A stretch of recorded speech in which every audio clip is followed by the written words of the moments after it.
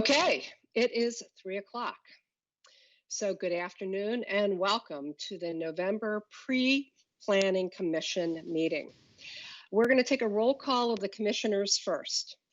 Commissioner Burns. Commissioner Burns is here. Commissioner Manalis. Commissioner Manalis here, present.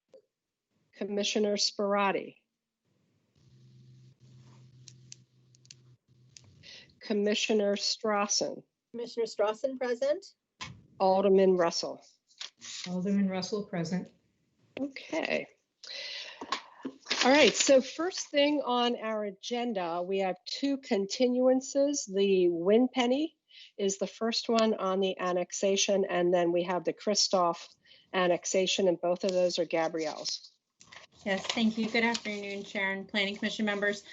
Both of these applications, the Winpenny Tell project was on our hearing last month and was continued to this month, but they're requesting another 30-day continuance to December. And then the Christoph annexation was on our workshop last month, but due to some outstanding surveying boundary issues, we are asking for another continuance of 30 days of that application as well. So I'm happy to answer any questions. Anybody? Okay, it looks like everyone's shaking their head, no question. And the only one I will ask is there anything relative to either of those, any updates that you can share with us at this time? Sure. So as on the Christoph annexation, I noted the issues leading to that continuance are more technical in nature. With the Winpenny Tell, there's no new information. With the Winpenny Tell annexation, as you'll recall at the hearing last month, most of the discussion was around the access to Winpenny Tell Drive, coordination with the county in terms of both the road standard that would be necessary, the capacity, site distance, sort of those operational issues. We did have a meeting with some of the county staff and are continuing to work on that. The applicant is also reaching out to the county's legal department and operations staff to understand the logistics of accessing a county cul-de-sac road. So that is still no answers, only more questions, but we're working on them. Okay, well, thank you for sharing that. That's good. Anybody else? Okay, I can see, it's good we can see everybody. So, all right, so our next item, it's item C on our agenda, and it's Sycamore Ridge. And this is Sherry. Hello. There's nothing new to report on that, so it's just the same information that was presented at workshop. Okay, then we'll do a roll call for any questions or comments. Commissioner Burns? No question or comment. Commissioner Manalis? Commissioner Manalis, I did have a question or two on page number 3. Easement agreement, it says to be determined. Is there any more information about that? No, they'll just need to submit that information once this is approved. So it'll have to be recorded. Okay, and if I may, Gabrielle, just to jump in, you know, with the architectural elements themselves, there are no binding easements or agreements that have to be recorded. It would be anything associated with the forest conservation and some of the other access maintenance type things associated with the kind of the parent project of the subdivision plat or the master plan. Okay, thank you. Thanks, Gabrielle.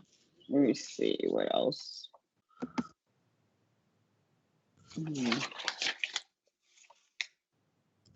think that may have been my only question. Yeah, thank you. Okay. Commissioner Strawson? I am off of mute. No, I don't have anything to ask. Thank you. Okay, Alderman Russell? My only comment is that these make spectacular adult coloring books. And I want to say thank you for sharing that. I hadn't thought about that. That's very interesting. Okay, so that's item C. Next one on the agenda is the comprehensive plan. Good afternoon, everyone. Certainly glad to be here at this level. We provide you a packet. It's rather large. It's organized with my staff report, the published version of the comp plan, the red line version of all the Word documents, the minutes that are on this agenda to be approved, public comment, the state's comments, and then there's flip out sheets of the roadway classification map and the land use map. I believe that the revision captures all the comments from the commission, public comment, the state, and the county. The major chapters that had rather large revisions was transportation, because there was a lot of discussions on that in the last couple workshops. Water resources had a major overhaul. And then the implementation chapter, I actually copied and pasted the red line versions in the staff report. So it's going to look like it's, track changes. I just did that so you could easily see the nuances that we had for each statement. As far as the discussion on Monday, I did find two minor edits that I should point out. In the transportation section, there's a section or chapter, there's a section regarding transit. There's a sentence that states while the city does fund or operate transit, it should say doesn't. So we made that revision. In the water resources chapter, there's discussion about the development pipeline being 11,000. That was pulled from an incorrect column in the pipeline. It should be 7,000-ish, which is discussed throughout the entire plan. As far as discussion that I anticipate, obviously, I believe there will be discussion about Christopher's Crossing and the Fort Detrick leg across Area B. We did receive 2 new letters from Ms. Hahn and Ms. Law. We've had several internal discussions about this. The transportation chapter reflects what has occurred to this point. It basically summarizes Tracy Coleman's memo and then talks about potential alternatives. The potential alternative at this time, and it was, I guess, studied at the time the city decided to go with across Area B in 2009 was Kemp's Lane. However, today, aligning it around Kemp's Lane would not meet safety and design standards. So the position in the comp plan is, at this time, we're moving forward, gaining all the appropriate approvals with the environmental assessments and the easements with the fort, and going through all the proper channels to get this. However, if something would happen that would prevent it, we would basically go back to the drawing board. The version that you have in front of you and has not changed does not have, if this would occur, we'll go back to the drawing board. There are several meetings that we had internally. Kelly, you were involved with one, that language may be part of the discussion on Monday. So I would be prepared to have that. I will be prepared to have that discussion. As far as anything else, the environmental chapter was revised to include some of Ms. Hahn's revision to the groundwater contamination section.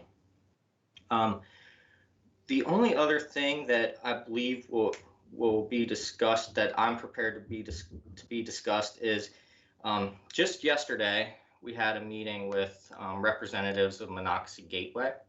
That would be Rogers Consulting. So that's at the intersection of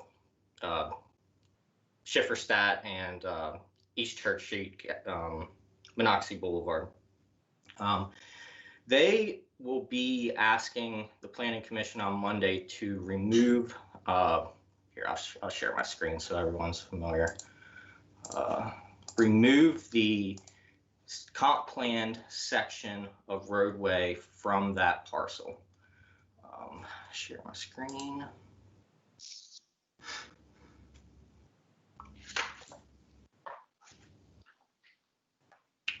So hopefully you guys can see this right around number 10 here. This dotted orange line is a comp plan designated collector road. So they're going to be asking the planning commission and then the mayor and board to consider removing this from the roadway classification map.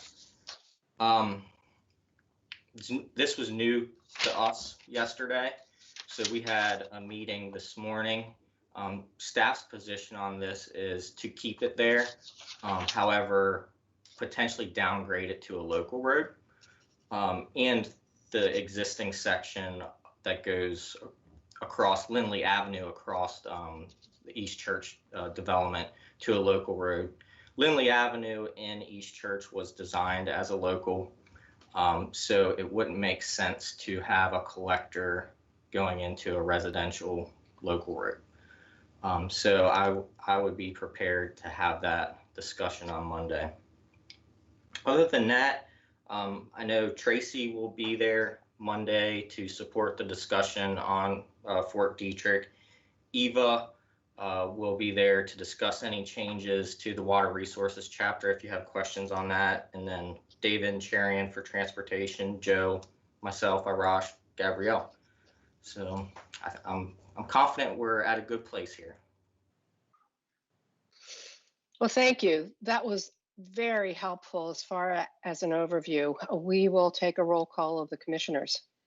Commissioner Burns.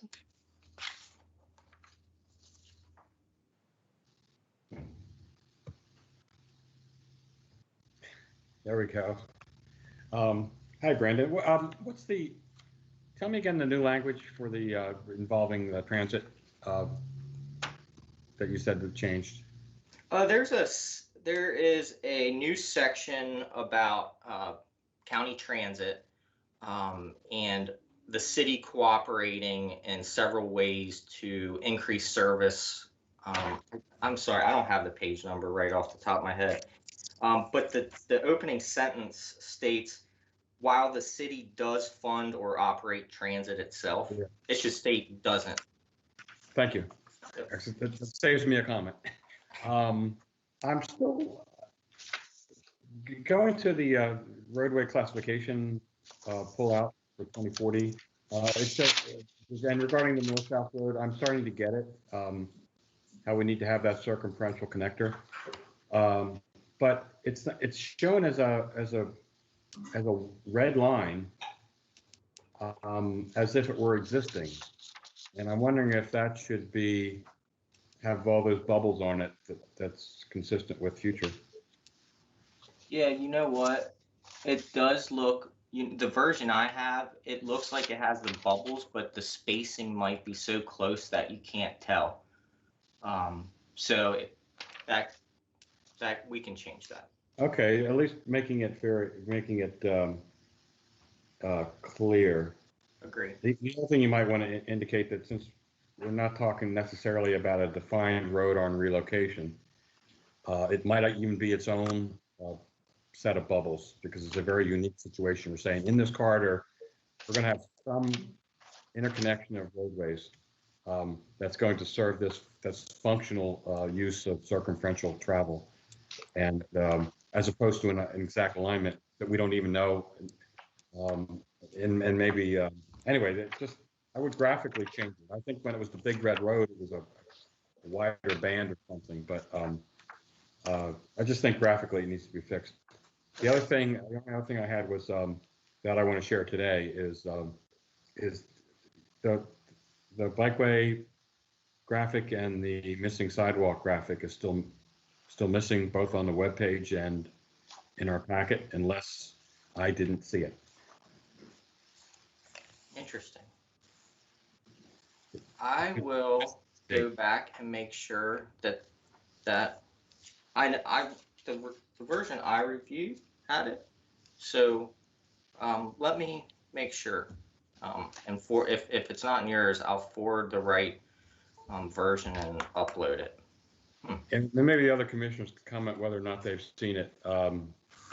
And also, could be I'm on Chrome better. The website might work better on Chrome than it does on the other guy. So it just sometimes these graphics you have to try different browsers. But nonetheless, thank you for checking. That's it. Okay, and Commissioner Burns, can you say again what it is that you didn't see on the website? Two figures.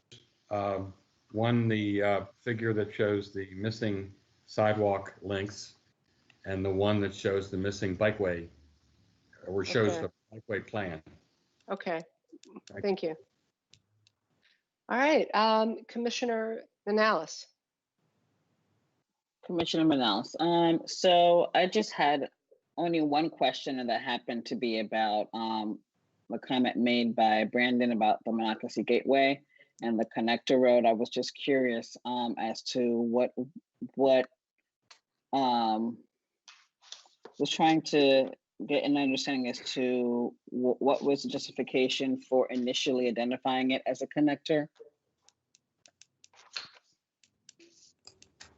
I don't know what went into the discussion for previous comp plan designations.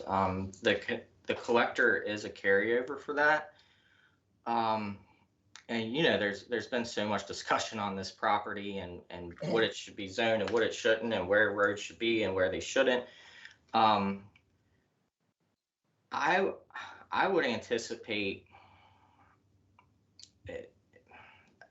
It's hard for me to speculate, but I would anticipate it being some sort of, we assume that there'd be a grid pattern of neighborhood streets, local streets on those two properties, the Nicodemus property and the Schley property, and that collector, the purpose was that for that would be get it obviously to Schifferstadt and down to East Church.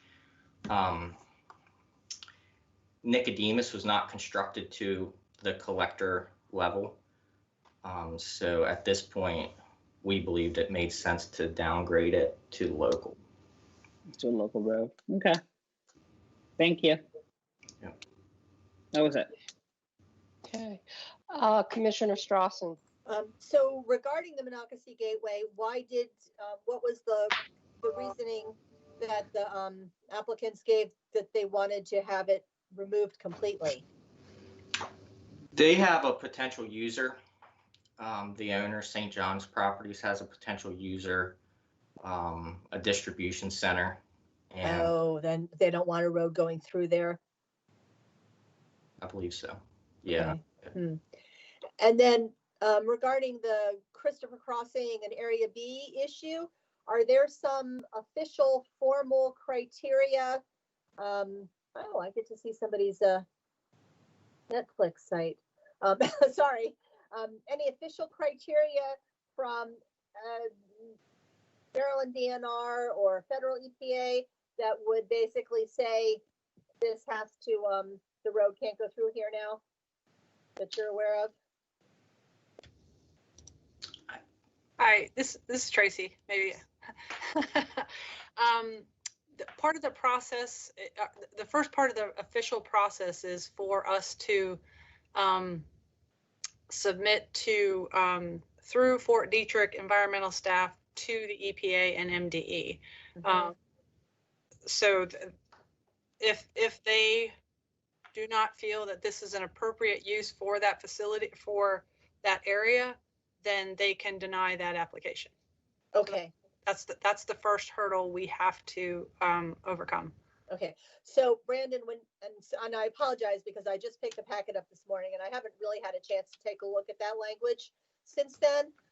But you had said that you changed the language, something to the effect of, if we can't go through Area B, then we'll take a step back and reconsider.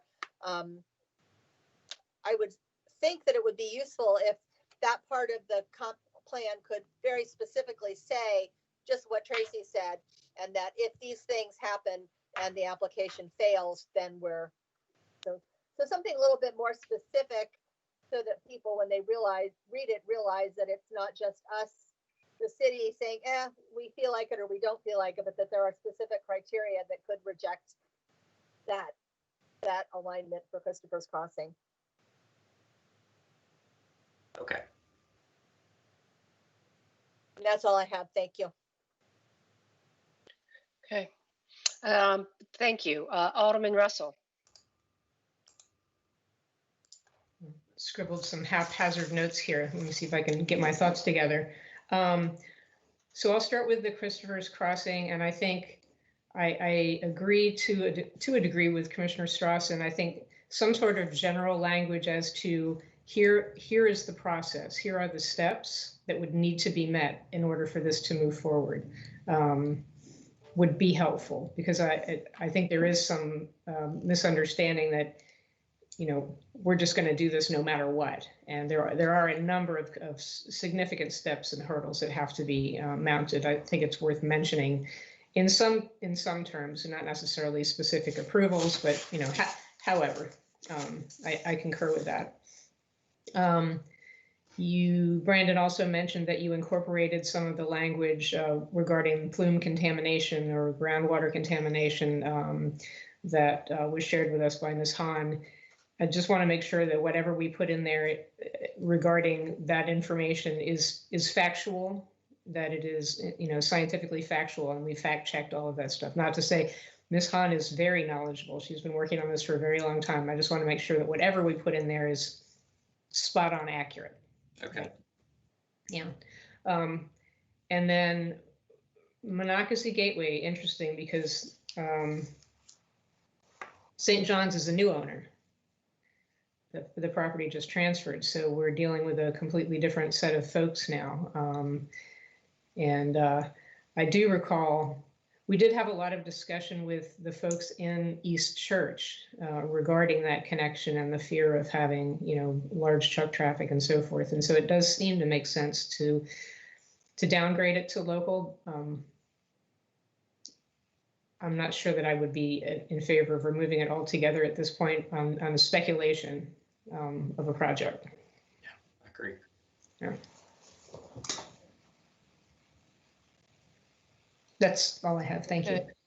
So the two subjects I had and questions I had were just pretty thoroughly covered. So that really helped on the Monocacy Gateway, and I agree too, because just because it's on the comprehensive plan, that doesn't mean that absolutely necessarily has to happen. So so what I'm hearing you say, you go back to the area B, and given all the expert testimony, so this is something I'll say I have no technical knowledge of. So it is very technical, and the testimony that we got sounded very expert and technical. So the process that we're needing to go through in order to eventually potentially move forward with this should address their issues. The issues and concerns that were brought up in the testimony, that process will address those issues, is really my question. Yeah, yes. So again, this is Tracy. Yes, it Okay. should. So again, the first step in the process is to submit an environmental analysis through Fort Detrick that goes to the Maryland Department of the Environment and the EPA. They have to review it, determine whether or not a road is appropriate for this area, and if it will have any detrimental effect to the Superfund site. They may even recommend that if they say, yeah, it's okay to go through here, but here are the mitigation steps necessary for you to go through it. They've already actually provided some very high level thoughts on how to prevent issues, if we were to gain permission to construct the roadway. So that's the first step. Environmental step is the very, very first step. If we don't get approval from them, we stop and then we look at Kemplane. If we do get approval from them, then next step is to finalize the design of the roadway, taking into account any recommendations that they may have, the environmental agencies that they may have, finish the design, and then submit to Fort Detrick, through Fort Detrick to the Installation Management Command to request an easement through the property. And that easement is would be granted through the Department of the Army, and they could easily deny it as well, even with environmental approvals. Okay. Thank you for actually going through the details. It just helped to hear, because I don't think any of us have the expertise to have fully weighed the testimony and said, oh, yes, I understand exactly what that means. And actually, I used to work on Superfund sites, so that, I mean, the information that was provided was pretty familiar, but I take that back. I have not Okay. been involved in that one, so. Okay. And those were my only questions. I can see the commissioners. Is there anything else? Any for Commissioner Burns?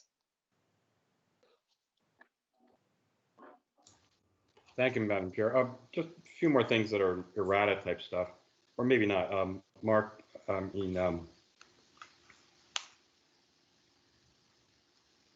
Mr. Staff Person, Brandon. Right, sorry. The Mount Phillip interchange is still there on the roadway classification map. I don't think there's anything written anywhere about it in the text, but this is this is the 11th hour, so I apologize. This is something I should have brought up earlier, but and there's no road connecting it other than a local county street. Would you want to run the Christopher's Crossing outer loop road red color to go down that way, to at least show that that interchange is connecting with an arterial? Yes, Something for transportation to think about. Okay. And get rid of that Maryland 351 designation. It doesn't exist anymore. That's it. Thanks. Commissioner Strawson. So just to be clear, the action that we're taking on Monday night is a recommendation to the mayor and board. Okay. That's correct. Thank you. Anything else? Okay. All right, Brandon, it's been quite a journey. I think since January, is that it? Yeah, Since 30 hours of workshops. Wow, okay. We haven't gotten to Monday yet. All right, don't jinx it. Okay, we will see you on Monday then. Thank you. Thank you. Okay, team. Next we go to item E, and that is the zoning map amendment for well, it's actually two things. E and F are taken together. It's both a zoning map amendment and it's a master plan for 423 West Patrick.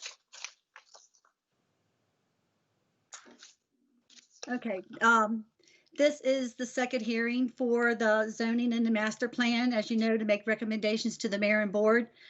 We have updated two concerns, some discussion on that you've been looking at for the historic house and how that to be mitigated and preserved down the road, and also for the access to J&K if needed. Because this is going through with a Carroll Creek overlay and they are subject to stricter architectural review and so forth in the ordinance, the planning commission has to approve at that time through a site plan for certificate of urban design compliance and also certificate of architectural compliance. And this includes, you know, your height and placement and massing, and then you also have materials and roof and those kind of things that you were concerned with, the new structures next to the historic structure. So we felt that this was something that we didn't have to capture at this time as a recommendation to the mayor and board, because you will have review at the time at site plan, if you felt comfortable with that. And then we've been looking and just trying to decide, did we need a connection through this property to J&K? J&K will have access from Highland, and not knowing what we have planned for J&K at this time, we felt this was something also down the road we will be looking at with the time the J&K comes in for any development. So we are recommending approval of recommendation for approval for the zoning and the master plan. The master plan only has some technical cleanup to do, and that's it. Okay, let's take a roll call. Commissioner Burns. Thank you, Pam. So I guess I would be okay with deferring the architectural issue to site plan, so long as it's very clear and understanding, and maybe this is something we can bring up during the hearing, that the exhibits which show 4 stories don't necessarily, the fact that we would approve, the mayor and board would approve the master plan does not presuppose that the architectural exhibits put into record would be get any standing, so to speak. So it's a clean shot at the site plan level. And I think that needs either to be, and maybe it's written somewhere. If it's not, maybe one of the commissioners can read that into the motion. I would think that we could remove those exhibits from the master plan and make a statement at that time. Even a note on the master plan that the elevations and urban design would be looked at a site plan stage. So we could add that note as a condition of the master plan. I think doing both would be excellent. Yep. Thank you. That's all I had. Good, and good. I think you guys applied reasonable judgment with regard to those other 2 parcels. I think if they turn out to be compatible, then so long as the be a site plan issue. So an interconnectivity issue at site plan. So I'm good. I think you used good judgment. Thank you. Commissioner Manalis. Commissioner Manalis, could you, let me see, I think it's on page 5. Could you explain the street connectivity ratio? I think it's under land use, the 2nd paragraph, I guess. Yes, and that is something that is actually needs to be reviewed at either preliminary subdivision or final site plan for connectivity on a normal plan. This plan, because it's one lot and it's looking at connectivity throughout the neighborhood because it's on the small lot design. They're looking at intersection nodes on that makes those connections to other roads. I mean, I don't know if I can explain it more. A node is an intersection for a section of road. And so it's looking at connectivity throughout the whole neighborhood that they've encompassed for that half-mile or quarter-mile radius to their property. And I guess if you look at the section in the land management code, it probably would do a much better seeing it than me explaining it, if Gabrielle can explain it any better than I did.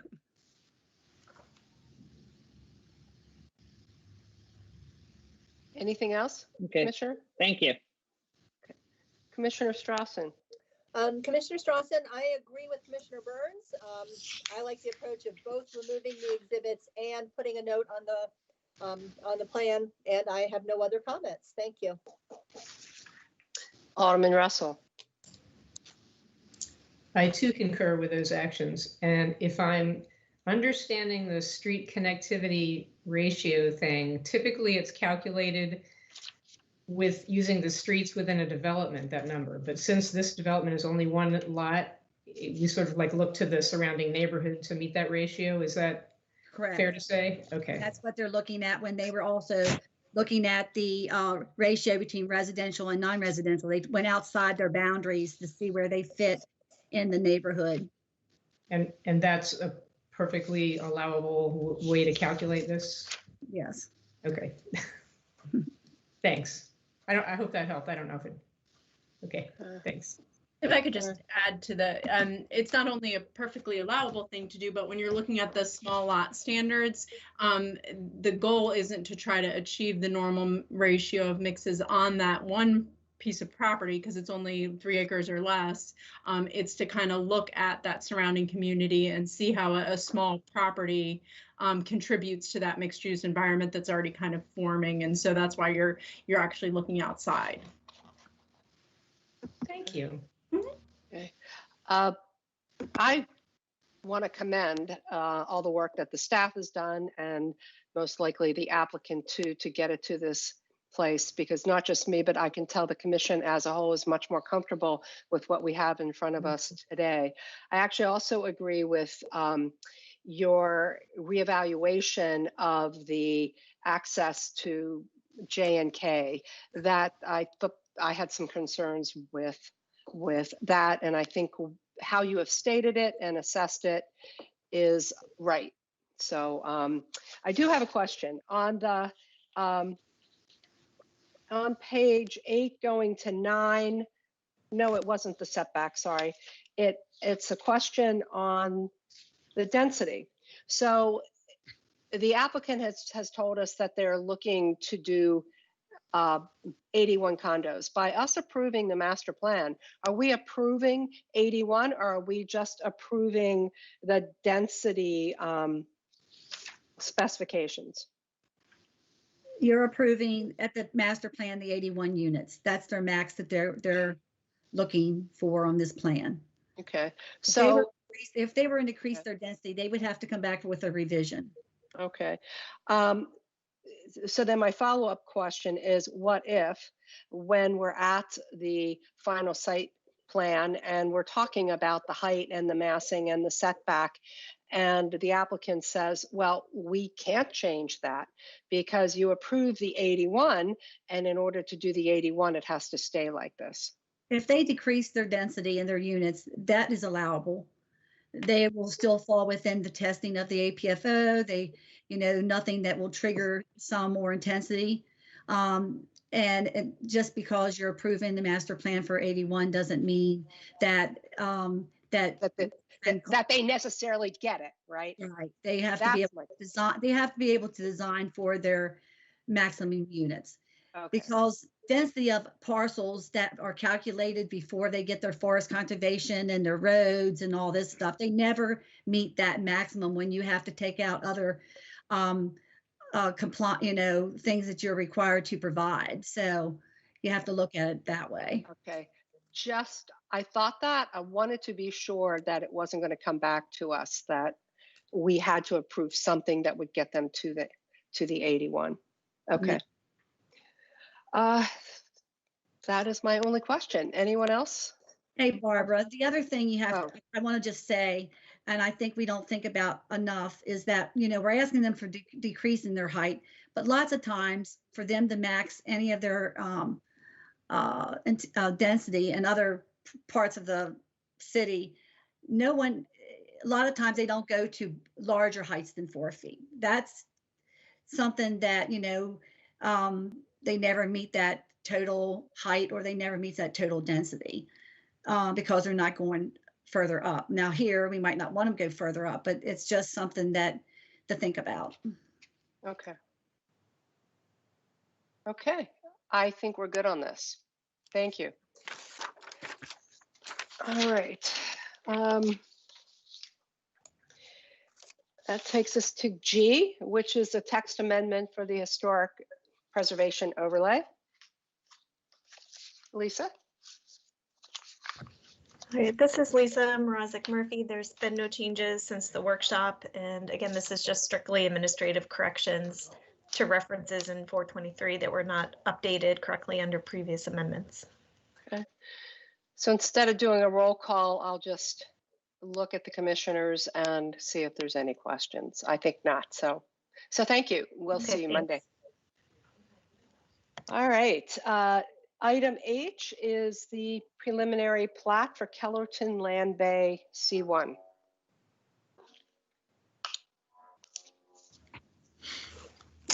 Good afternoon, Madam Chair, everyone. Land Bay C1, not much has changed since workshop. I believe the conversation went pretty well. It seems like roads and the issue of just the complexities of the county road there, Rocky Springs, was the bulk of the conversation. So I know Commissioner Burns had mentioned some concerns about site distance. So the applicants were kind enough to add a note on the plan that's on the first sheet there, note 16. And since the meeting, we just had one update. We were already in the process of having a conversation in-house regarding the logistics and responsibilities of the street trees there.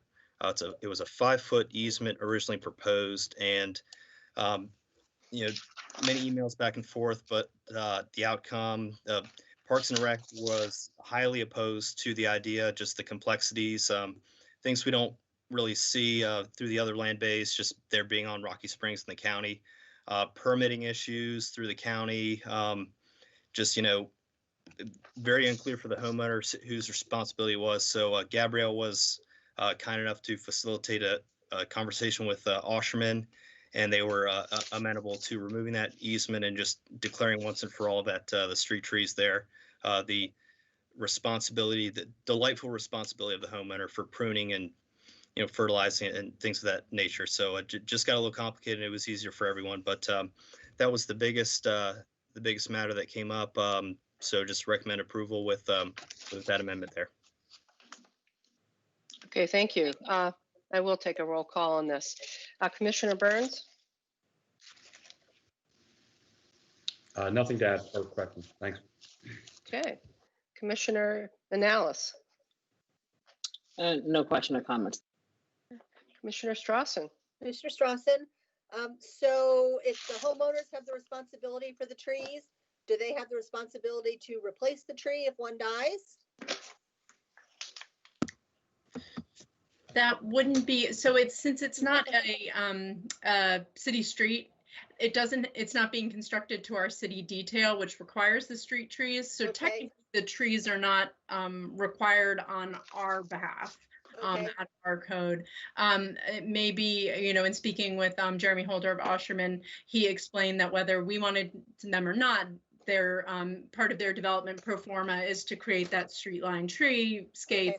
And so maybe, and it might be a good question for the applicant, it might be a requirement of those homeowners and their covenants to maintain them. Okay, that was all. Thank you. Alderman Russell. Good questions. Nothing else. Thank you. Yeah. And Gabrielle, thank you for saying that. I do know in Columbia that there are a number of covenants with the HOA there about the trees and the tree size, and you have to get signatures from your fellow homeowners and all kinds of things relative to cutting down trees there. So I think we're good here. So thank you, Charles. Thank you. All right, our last item is the master plan for Spring Bank.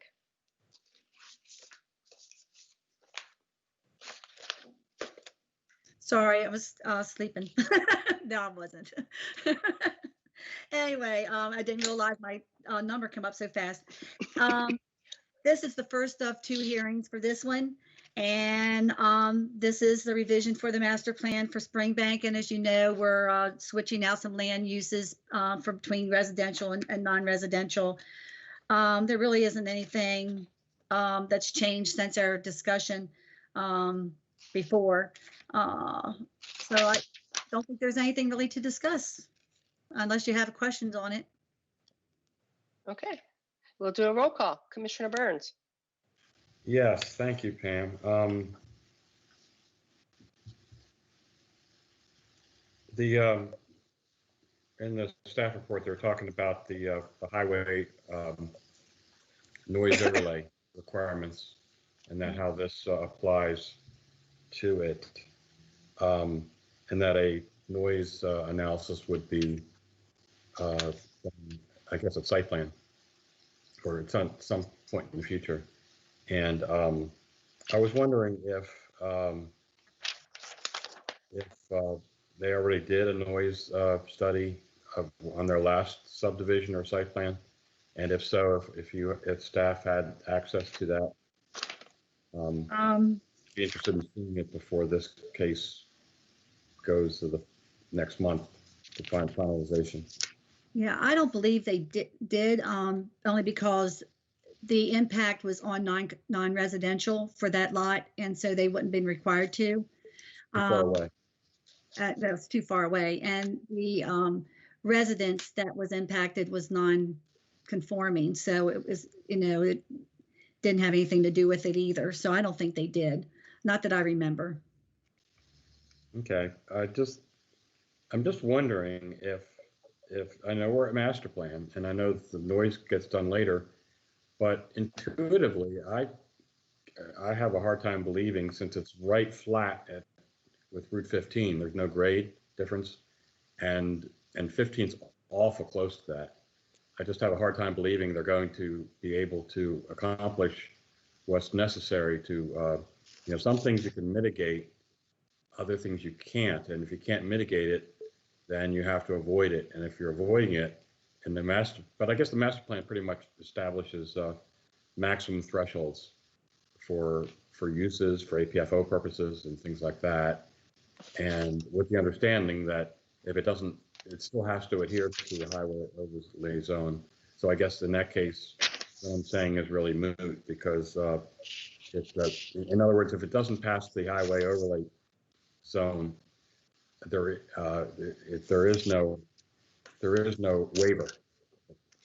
And I guess that's a question. Is there a waiver if they, in other words, can they come back and say, well, we got master plan approval, so therefore we're asked for a waiver of the overlay zone? Is that possible, or is that not possible, a waiver? No, there's not a modification or a waiver for something like this. They would have to, if they come in with their site plan and their testing shows that they can't meet it, say maybe for 2 houses or something, they'd have to revise their site plan. If they can't build it with the right materials, or they can't get that reading for the 65 decimals from there, they would have to do something, like you said, either plant trees or whatever, to get that that sound level down.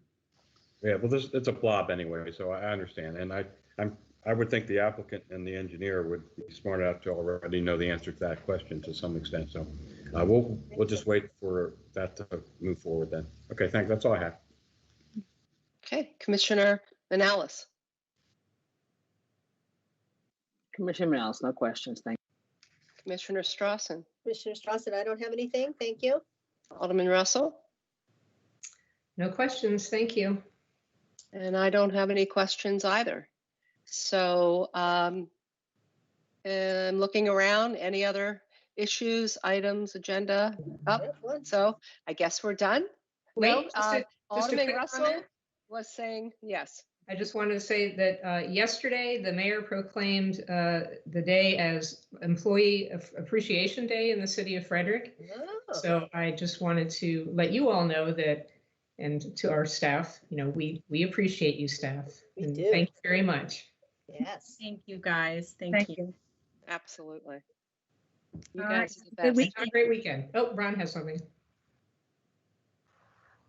You're on mute.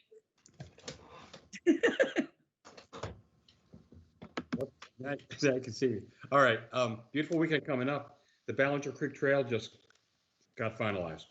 So you can now ride from around 85 and Executive all the way up to the city, is it South or Eastern Regional Park at the Hargett Farm on a bicycle or walk. Yeah, it opened up Monday, I believe, through the Ballinger community. The developer built the whole last almost mile. So I was out there today. I'm excited. How far is that? And where does it start? Well, it only took the county 20 years to build the trail. So notwithstanding that, from 85 to Ballinger Creek Pike is probably around maybe 3 miles, maybe 4, 3+ miles. And then from there up to the regional park, that's probably another 2 or 3 miles. So better on a bicycle. All right. Well, thank you for sharing that. Cool. It's going to be a lovely weekend. So everybody have a good one, and we will talk on Monday. All right. Bye, guys. Bye. Bye. The meeting's adjourned.